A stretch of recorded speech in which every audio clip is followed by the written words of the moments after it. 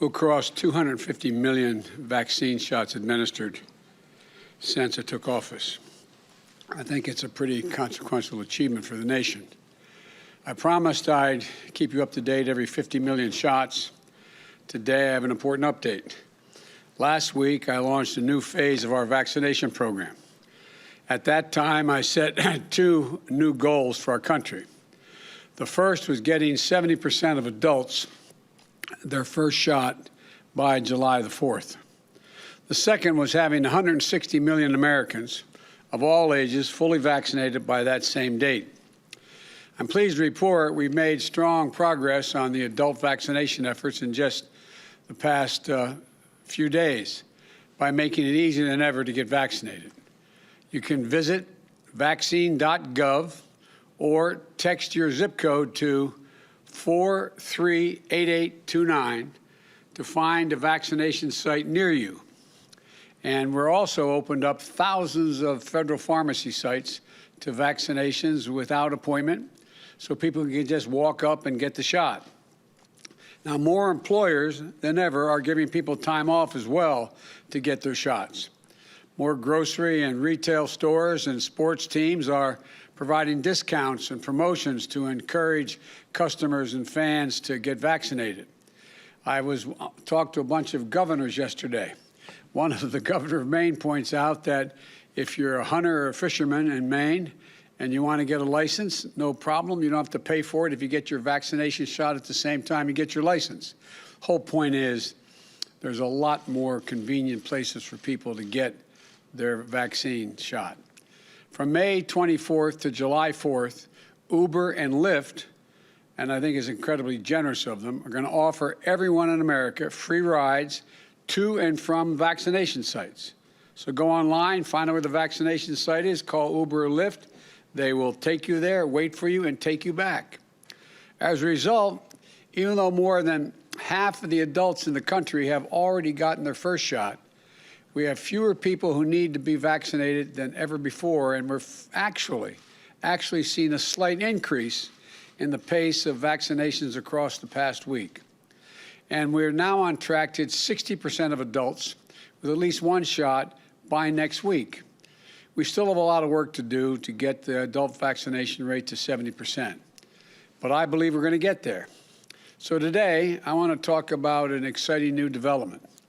When I spoke last week, I said we were hoping to soon add a new element to our vaccination program, vaccinations for adolescents ages 12 and older. And then on Monday, after rigorous, thorough review, the Food and Drug Administration, the FDA, authorized Pfizer vaccine for use in that age category, 12 and up. Today, an independent advisory committee to the Center for Disease Control and Prevention, the CDC, voted to recommend its use. Now, pending the CDC's final approval later today, we're going to have for the first time a safe and effective COVID-19 vaccine for adolescents over the 12 years of age. And this is one more giant step on our fight against the pandemic. I sincerely think the scientists, researchers, and clinical trial participants deserve our thanks. They've all made this possible. Because of them, nearly 17 million more Americans are eligible to get vaccinated, and now, I encourage each of them and their parents to get their vaccination shots right away. And here's why.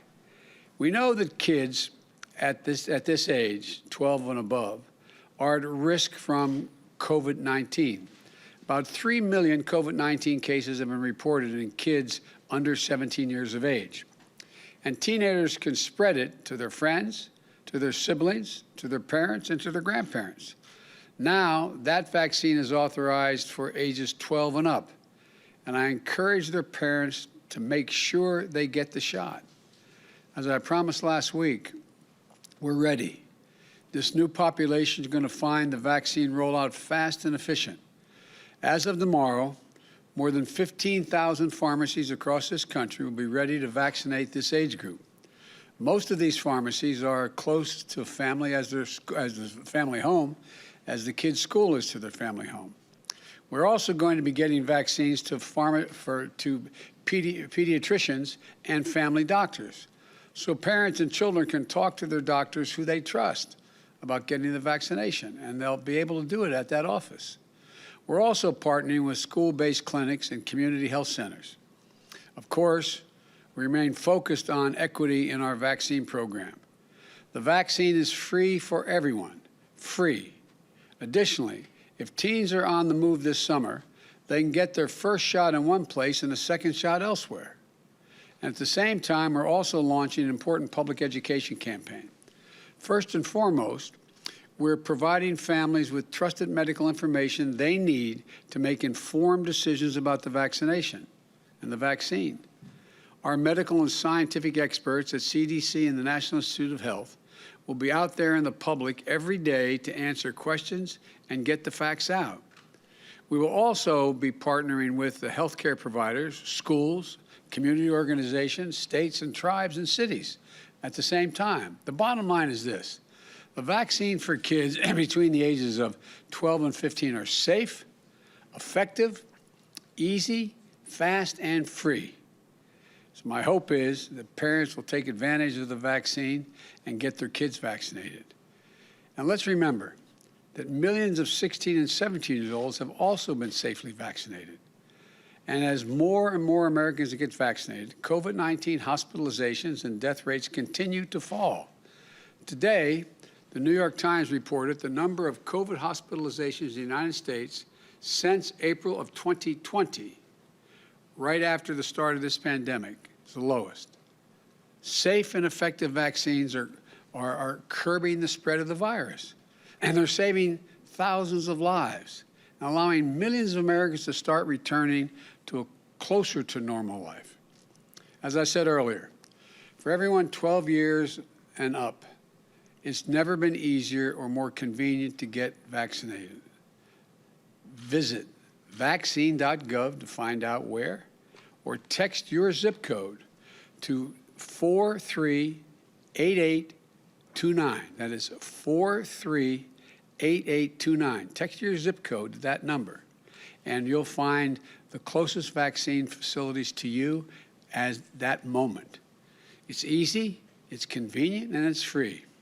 So if you haven't gotten vaccinated or still have questions, talk to someone you trust, your physician, your pharmacist, your next-door neighbor who got the shot. Talk to your faith leaders. Look at the folks in your community who've gotten vaccinated and are getting back to living their lives. The grandparents united with their grandkids, friends getting together again. I've been saying for a long time, but I believe it. This is not a Democratic or Republican issue. This is about life and death. It's about getting us closer to normal. Let me conclude with this. In light of the end that we've been talking about, there's a light at the end of the tunnel. Well, it's growing brighter and brighter. And we need all of you to bring it home. Americans ages 12 and up, get vaccinated. And on July 4th, let's celebrate our independence as a nation and our independence from this virus. We can do this.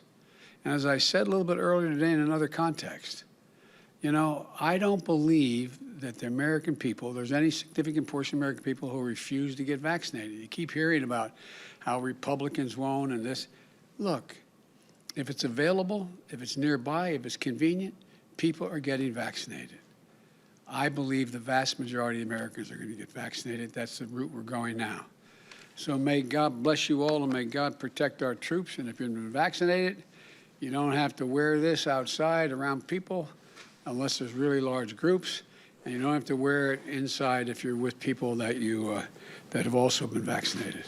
So protect yourself, protect your neighbors. Thank you very much. Appreciate it. Mr. President, what do you say to Americans who are worried about the supply of gas and rising prices right now? We have been in very, very close contact with Colonial Pipeline, which is the one area you're talking about where one of the reasons the gasoline prices are going up. And I think you're going to hear some good news in the next 24 hours. And I think we'll be getting that under control. Secondly, I have, in the meantime, made it easier for us to, I've lifted some of the restrictions on the transportation of fuel as well as access to the United States military providing fuel and with vehicles to get it there where places where it's badly needed. And I'd also point out that I think what this shows is that I think we have to make a greater investment in education as it relates to being able to train and graduate more people proficient in cybersecurity. I've been saying for a long, long time now, I know you could probably say it for me, but I think that one of the most important things we have to do to reclaim our place as the leading innovator in the world is to have a better educated workforce. And that goes back to the days a long time ago now, over 5 years ago, when I was vice president, and I surveyed all the Fortune 500 companies, said, what do you most need? And remember what they said, better educated workforce. But they're not spending money to educate the workforce. But it's important that we do this. And the cybersecurity piece is one I think you're going to see where we need significantly larger number of experts in the area of cybersecurity working for private companies, as well as private companies being willing to share data as to how they're protecting themselves. I think that's part of the long-term answer, not just in terms of energy, but across the board. I know that's not a direct response to your question, but it does impact on it, I think, down the road. Thank you. Are you concerned about the violence in the Middle East, and can you talk about what conversations you have had with officials there? My national security staff and defense staff has been in constant contact with their counterparts in the Middle East, not just with the Israelis, but also with everyone from the Egyptians to the Saudis to the Emiratis, et cetera. And I had a conversation with Bibi Netanyahu not too long ago. I'll be putting out a statement very shortly on that. My expectation and hope is that this will be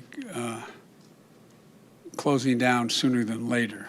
But Israel has a right to defend itself when you have thousands of rockets flying into your territory. But I had a conversation for a while with the Prime Minister of Israel, and I think that my hope is that we'll see this coming to conclusion sooner than later.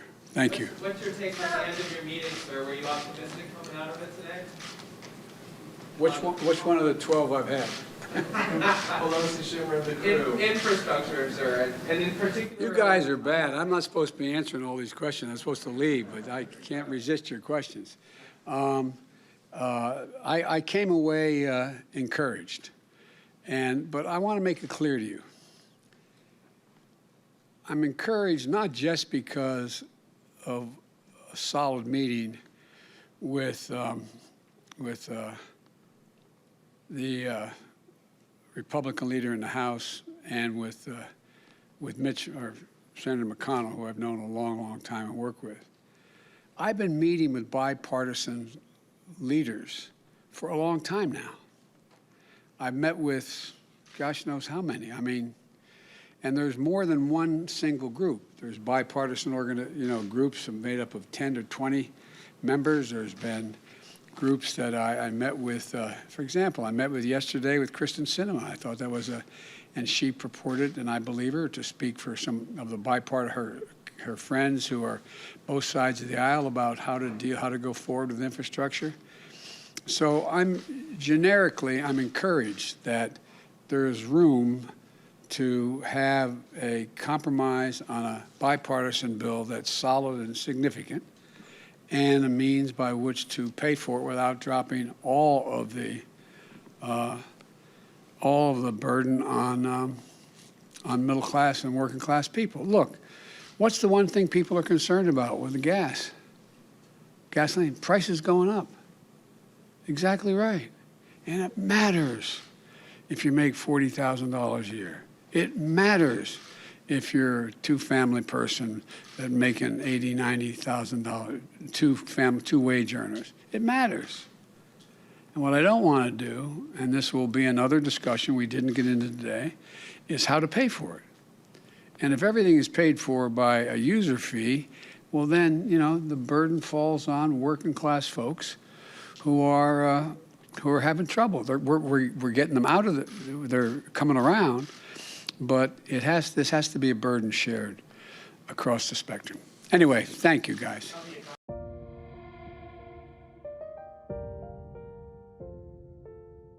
I wanna see you stay.